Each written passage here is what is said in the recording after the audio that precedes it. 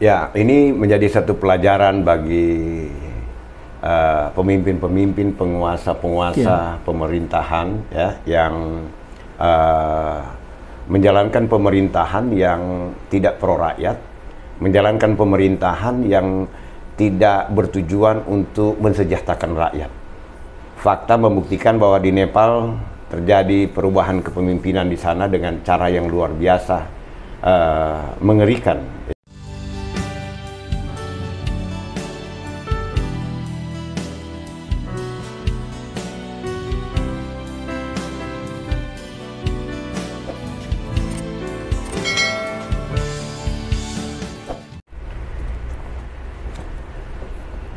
Shalom, salam sehat para sahabat Narwastu dimanapun saat ini berada.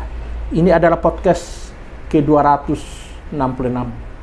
Kembali kami undang seorang sahabat Narwastu, seorang cendekiawan nasionalis dan Pancasilais, yang juga ketua umum dan pendiri Persatuan Sarjana Kristen Indonesia yang disingkat Persaki.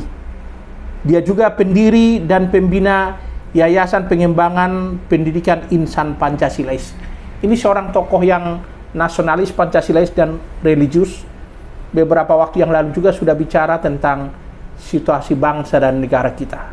Tentu sebagai seorang intelektual atau cendekiawan, perlu kita dengar apa pemikirannya, apa refleksinya tentang situasi bangsa ini.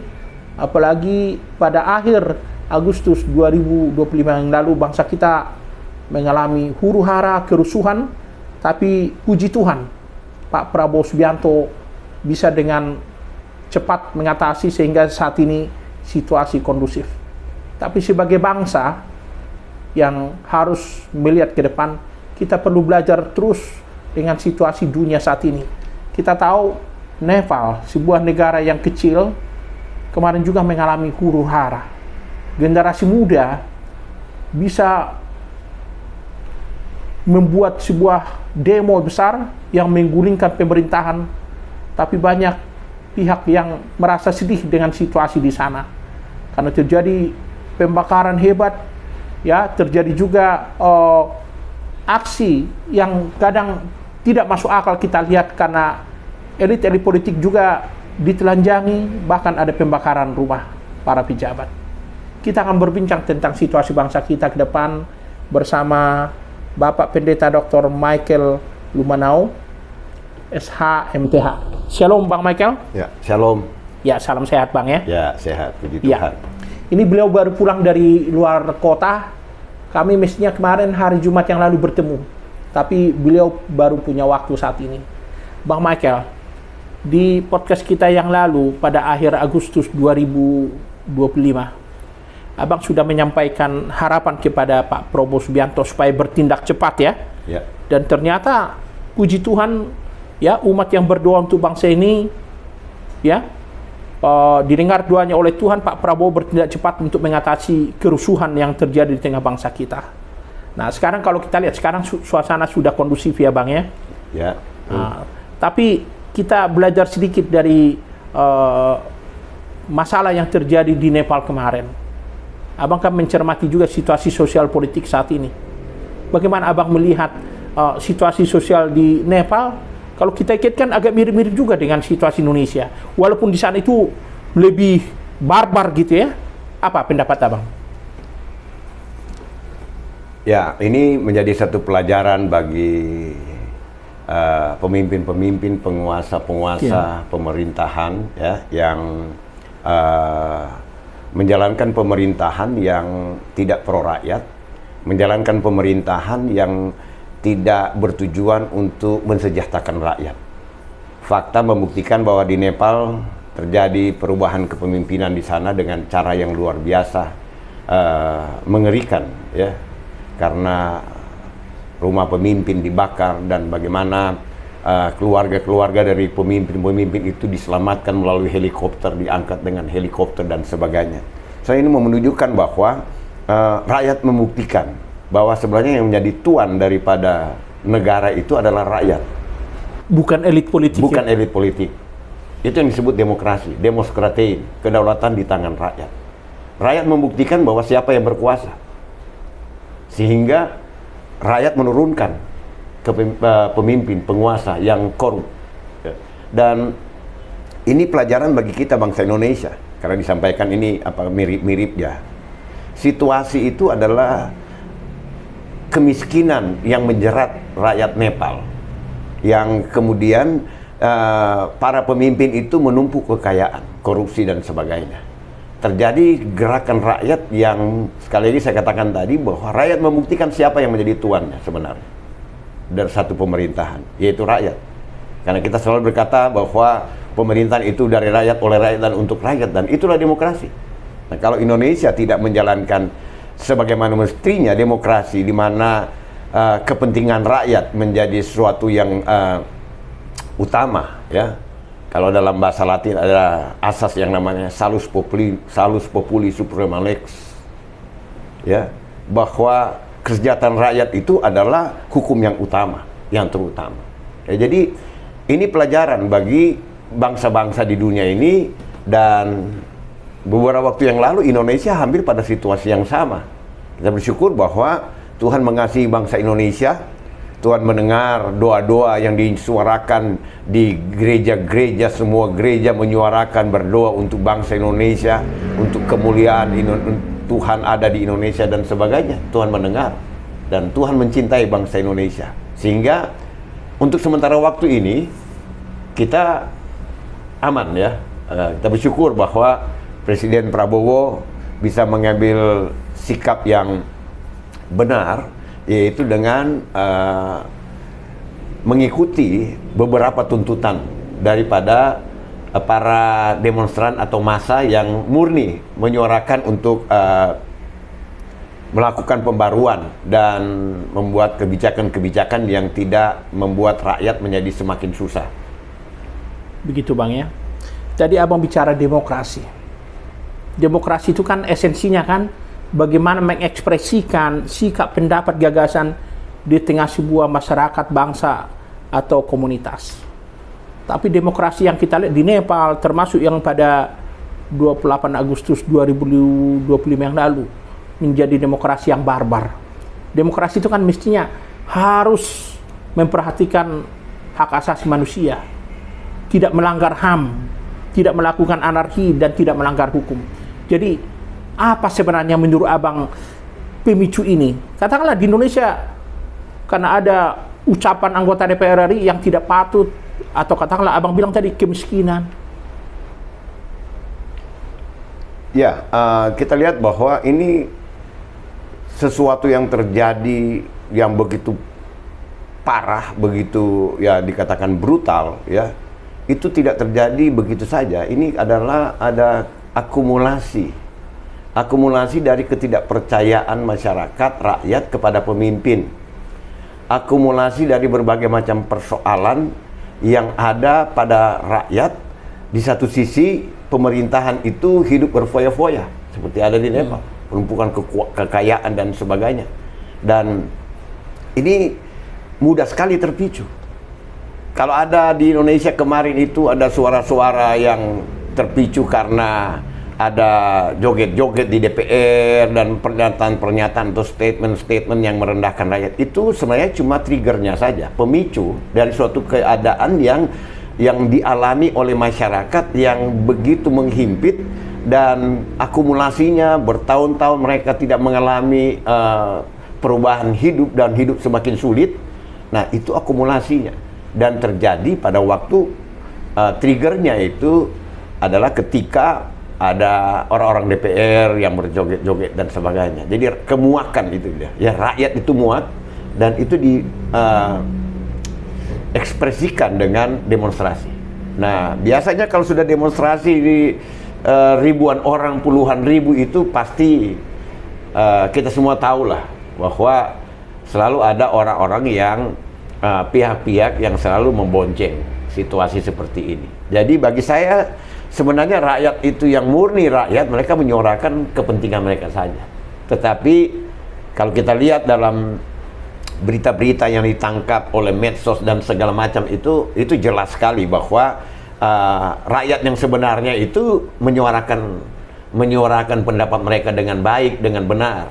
Cuma memang ada penumpang-penumpang gelap lah istilahnya ya. Dari setiap demonstrasi itu selalu ada orang yang mencari keuntungan di sana, ya, selalu mencari keuntungan di sana.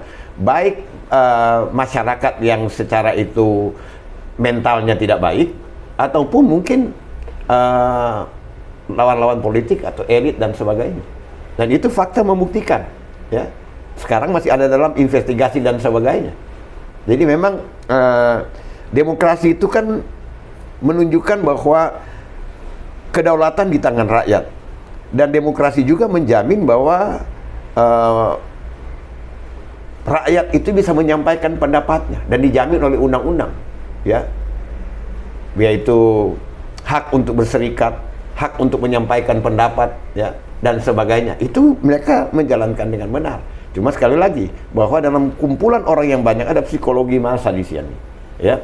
Ketika ada begitu banyak sekali orang, ada orang-orang yang saya katakan tadi penumpang gelap, baik itu masyarakat pribadi yang mentalnya tidak baik, ya, mencari keuntungan di situ, ataupun lawan-lawan politik, ya, yang bermain di sana untuk mencari keuntungan dalam situasi yang chaos seperti ini.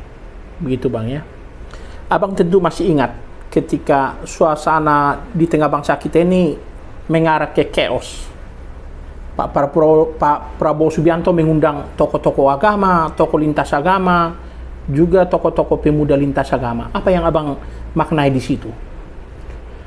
Saya melihat ini bahwa Prabowo sebagai presiden dia semakin terbuka, yaitu terbuka terhadap informasi yang dia pikir bahwa dia harus menerima informasi secara utuh, baik informasi resmi dari jajaran pemerintahannya. Kalau sebelumnya saya katakan bahwa kebanyakan jajaran pemerintahannya itu memberikan informasi yang asal Bapak senang. ABS, itu sudah dilihat dan itu telah dibuktikan oleh para ahli juga menyampaikan itu. Informasi yang benar tidak masuk kepada Presiden Prabowo. Nah, dengan Presiden Prabowo mengundang banyak orang untuk menyampaikan pendapat, baik dari kalangan media, tokoh-tokoh agama, tokoh-tokoh pemuda, dan sebagainya, itu menunjukkan bahwa Presiden Prabowo ini sudah membuka diri untuk menerima informasi, bukan hanya informasi dari informasi resmi, official dari pemerintahannya. Dan dia mendapat informasi yang dari masyarakat, langsung dia menerima dari masyarakat. Ini suatu hal yang baik sekali, karena pemimpin yang mendengarkan suara-suara dari rakyat, ya, tanpa ada sensor, itu sangat baik. Karena dia akan tahu keadaan sebenarnya dari pemerintahan yang sedang dipimpinnya. Begitu, ya. Nah, terkait dengan tadi, Abang juga menyinggung tentang kuasa doa.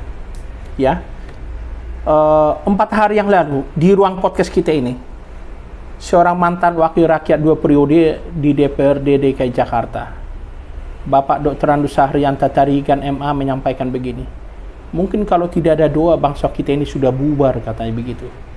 Apa yang Abang mau komentari soal itu? Ya, ini suatu hak pendapat yang benar sekali, baik sekali. Kenapa? Karena tidak dapat dinafikan bahwa sekalipun umat Kristiani ini sedikit, tetapi umat Kristiani ini selalu berdoa di gereja, berdoa dalam ibadah-ibadah, dalam doa syafaat untuk bangsa dan negara. Dan itu tidak bisa hilang. Karena di dalam firman Tuhan mengajarkan untuk mendukung pemerintah, berdoalah bagi bangsa. Karena kesejahteraannya adalah kesejahteraanmu juga. Untuk kota, atau kalau kita sebut kota atau bangsa, ya. Jadi orang Kristen memang wajib berdoa untuk bangsa dan negara. Orang Kristen wajib mendukung bangsa dan negara dalam hal yang positif, ya. Sehingga orang Kristen kemudian berdoa di gereja, di ibadah keluarga dan sebagainya. Dalam doa syafaat selalu ada doa terhadap bangsa dan negara, doa untuk para pemimpin, mulai dari elit di tingkat pusat, dalam hal ini presiden dan aparat pemerintahan di pusat sampai di RT RW, dan itu selalu disuarakan, didoakan. Dan ya, saya mau katakan bahwa Alkitab katakan doa orang benar besar kuasanya. Doa yang dinaikkan dengan penuh ketulusan, dengan kemurnian, itu besar kuasanya. Ya, boleh tahu, Abang juga kan seorang pendeta, Abang selalu menggaungkan itu juga di komunitas Abang? Oh, wajib itu. Karena dengan kita berdoa bagi bangsa dan negara itu kita menjalankan firman Tuhan. Dalam Roma pasal 13 ayat 1-7, kita harus mendukung pemerintahan. wajib mendukung pemerintahan. Apapun pemerintahan itu. Perbedaan pilihan boleh.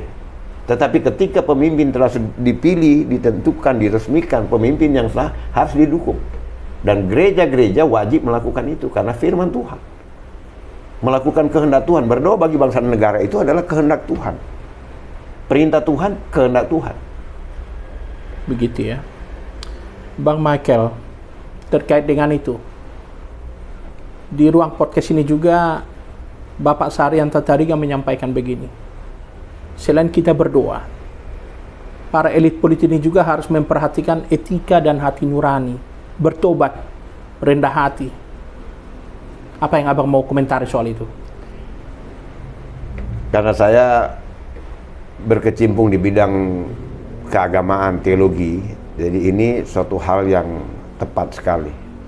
Karena kalau kita lihat perjalanan sejarah bangsa Israel, ketika mereka tidak taat, Tuhan menghukum mereka. Tuhan menghukum mereka dengan berbagai macam persoalan, baik bencana alam ataupun musuh-musuh yang Tuhan kirim untuk menghukum mereka.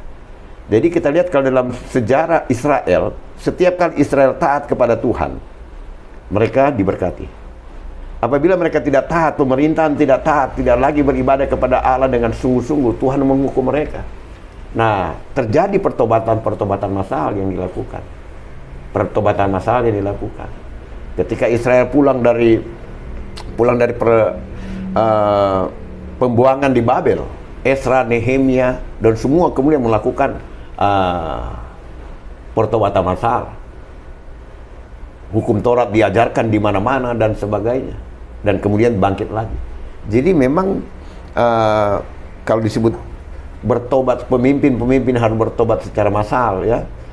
Paling tidak kalau mereka bukan orang Kristen, mereka menyadari bahwa mereka itu dipilih oleh kehendak Tuhan, mereka menjadi pemimpin dan mereka harus memimpin dengan baik, dengan hati nurani yang murni, yang baik untuk kesejahteraan rakyat. Karena memang tujuan bernegara itu adalah bagaimana rakyat menjadi sejahtera, welfare state gitu.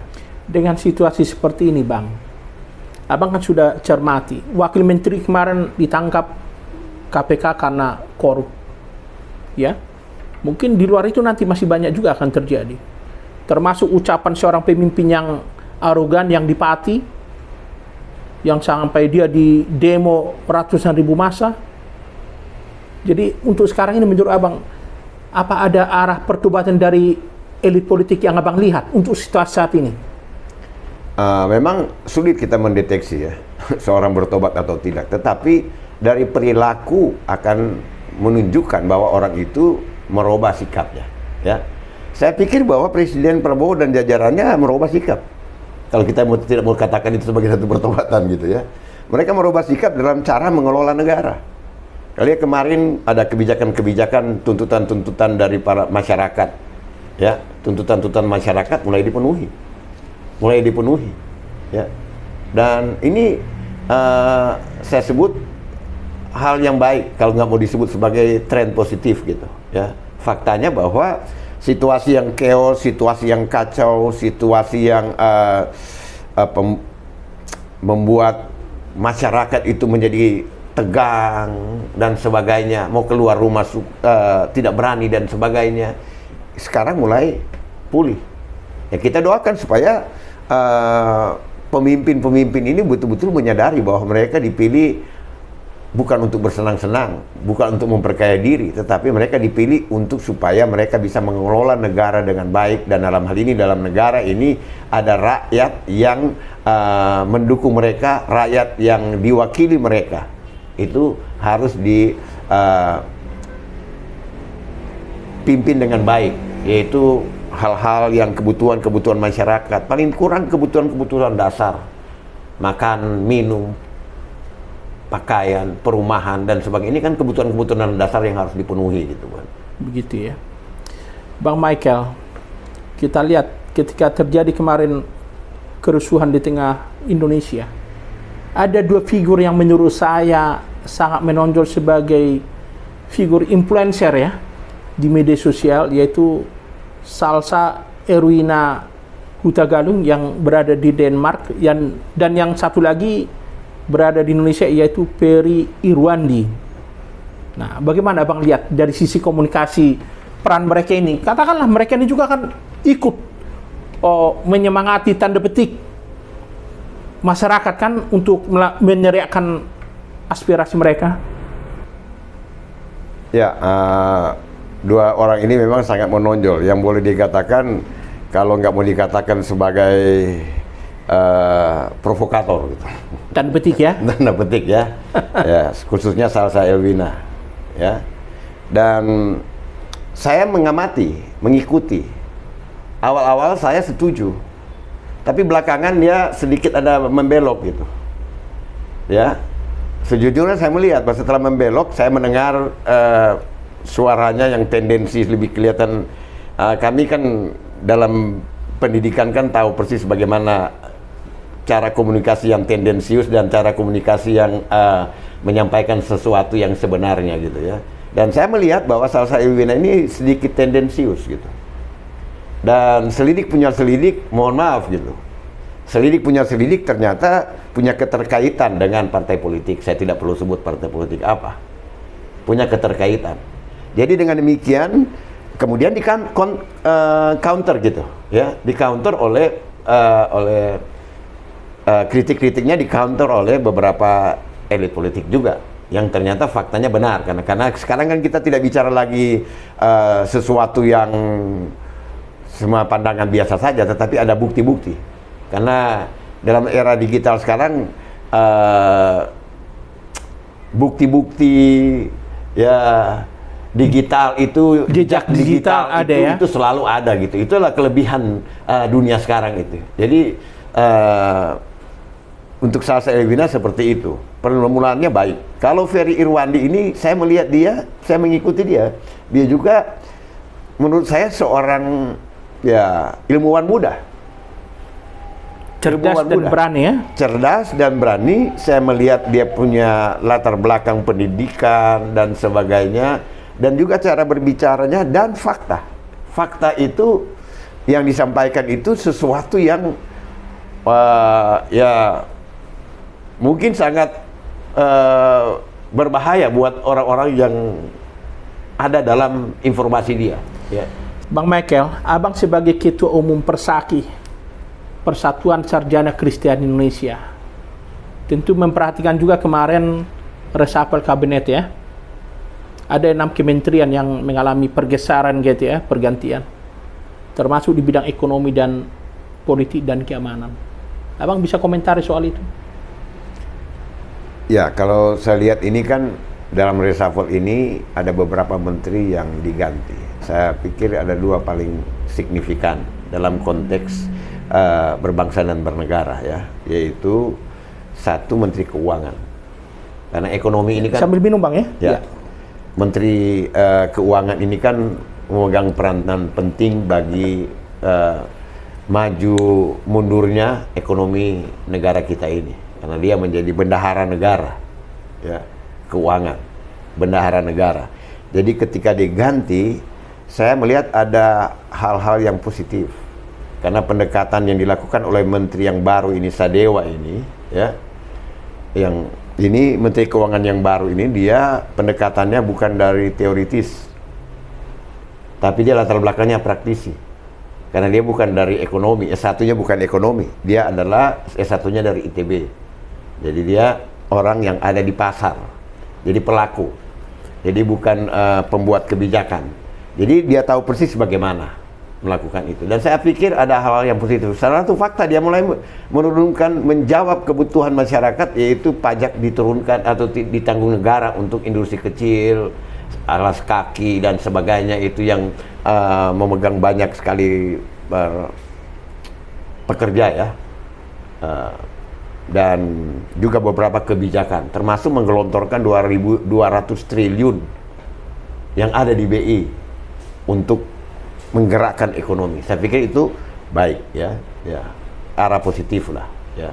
Dan yang kedua, Menko Polhukam ya, Polkam, Menteri Polkam ini juga sesuatu yang sangat penting bagi bangsa kita ini, karena satu berhubungan, kalau ekonomi berhubungan dengan kesejahteraan, kali ini berhubungan dengan keamanan. Ini dua hal yang sangat substansi dalam negara, ya, politik dan keamanan.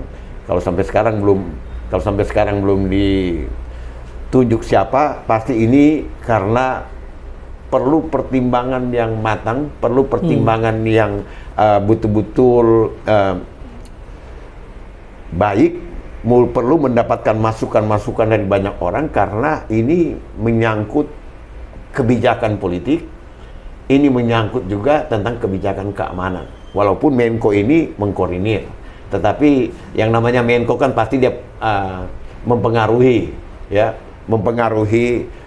bidang politik dan bidang keamanan. Jadi ini dua kementerian yang di reshuffle ini, yang satu sudah dilakukan penggantian dan ada hal yang positif terjadi, ya, diharapkan ini akan terus tren positifnya. Dan yang kedua belum diangkat. Ya, kita berharap, ya, Bapak Presiden Prabowo Subianto ini memilih Menko Polkam yang betul-betul profesional, Menko Polkam yang betul-betul terpilih seorang yang betul-betul negarawan, seorang yang hatinya untuk menjaga keamanan, kebaikan rakyat, bukan menjaga keamanan dan kebaikan para elit atau para oligarki atau para koruptor dan sebagainya. Begitu Bang, ya. Kita simak perbincangan netizen tentang figur Menko Polkam yang masih kosong ini, Bang.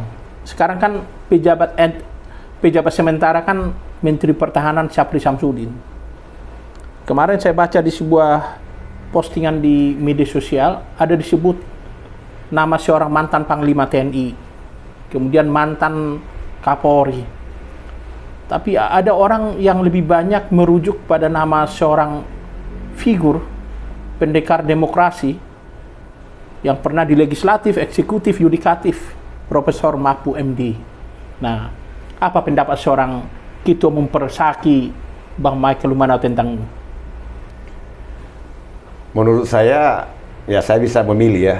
Kalau antara tiga ini saya bisa memilih. Iya. Ya, hak demokrasi saya kalau disuruh pilih. Karena banyak di polling-polling yang dilakukan oleh media sosial itu banyak. Dan saya sudah memilih Prof. Mahfud MD. Kenapa? Karena dia adalah orang sipil yang melihat sesuatu lebih cenderung kepada kepentingan rakyat. Karena orang sipil, ya, pertimbangan-pertimbangan adalah pertimbangan-pertimbangan lebih cenderung kepada rakyat. Berbeda dengan militer atau kepolisian. Ya, kalau militer dan kepolisian kan berarti pendekatan militer, ya tentu saja komandan. Begitu juga dengan kalau Kapolri, ya. Jadi pendekatan lebih ke militeristik. Tapi kalau Mahfud MD, Profesor Mahfud MD, pendekatan lebih kepada kemasyarakatan, dan dia sangat memahami Indonesia. Menurut saya rekam jejaknya ini benar-benar sangat lengkap, dan yang terpenting bahwa dia, ya saya katakan, salah satu elit yang luar biasa yang masih tetap memelihara hati nurani dan hatinya lebih banyak kepada kepentingan rakyat. Begitu Bang, ya. Oke. Yang terakhir, ada yang Bang mau sampaikan kepada para sahabat Narwastu terkait dengan Persaki melihat situasi bangsa dan negara kita saat ini? Ya. Kami berharap bahwa sebagai Ketua Umum Persatuan Sarjana Kristen Indonesia, kami berharap bahwa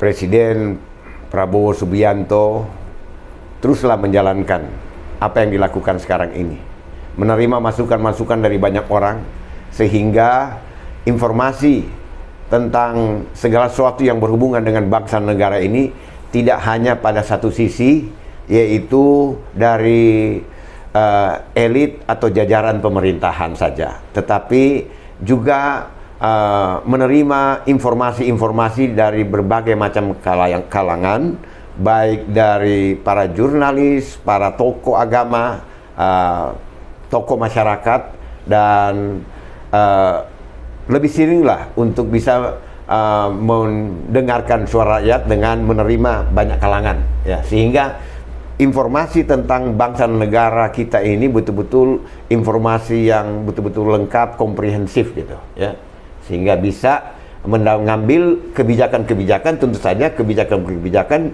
yang berdasarkan kepentingan orang banyak. Gitu Bang. Itu Ya? saja. Ya. Bang Michael Lumanau, terima kasih atas perbincangan kita pada kesempatan kali ini. Para sahabat Narwahtu, itu perbincangan kita dengan Ketua Umum Persaki, Persatuan Sarjana Kristiani Indonesia, sering disebut Persaki. Beliau juga seorang cendekiawan asal Sulawesi Utara dan juga pendiri dan pembina Yayasan Pengembangan Pendidikan Insan Pancasilais. Saya kira ada banyak hal yang bisa kita petik dari perbincangan ini. Beliau sebagai seorang cendekiawan, juga seorang pendeta dan juga pemerhati sosial politik di negeri kita. Akhirnya kami undur diri. Shalom, salam sehat, salam kasih Narwastu, salam Pancasila, dan Tuhan memberkati Indonesia.